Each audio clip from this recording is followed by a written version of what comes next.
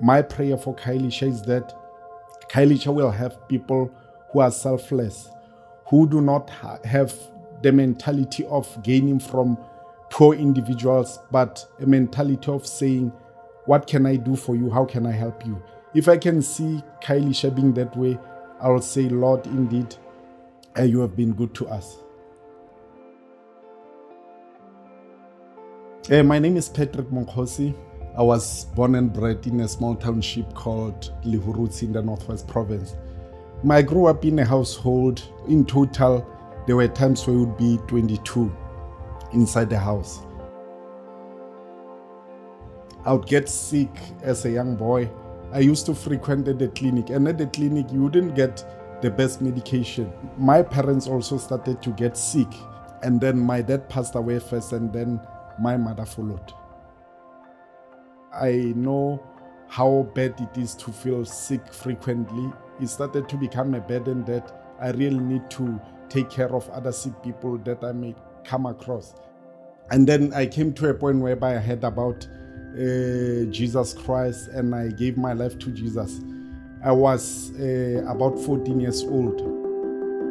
While I was growing in Christ, I had a burden that I don't think that the church is doing enough, because when you go to church, it's only the word of God, singing, praising, worshiping. And when you go back home to the house, you go to the poverty that you left, you go back to the sickness that you left. I realized that it was a calling.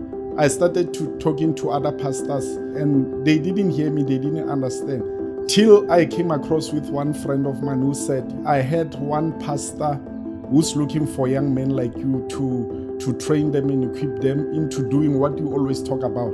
And that's what the first time that I got to meet Pastor Mike.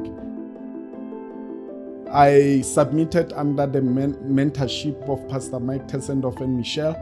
And then they started training me, equipping me on how to be a caregiver, on how to address the issue of hunger in my communities, so that I could start feeding programs for kids who grew up in the same background as myself. I happened to meet some friends of mine here in Kailisha, and they took me to an informal settlement called Ndlovini. When we got to Mavis' house, I think she weighed about 28 kilogram. It was really bad. Orchard Africa has got tools that they use to equip caregivers in churches, so that these caregivers could go back to their communities and take care of their own. And I was also equipped to train and develop other caregivers. Every caregiver has got 5 people that they give care to. By going to her frequently, I saw that she was going to be okay. It's no longer more about caregiver and a patient relationship, but a brother and sister relationship. There was much that I could have done for my families, but I didn't have resources and knowledge.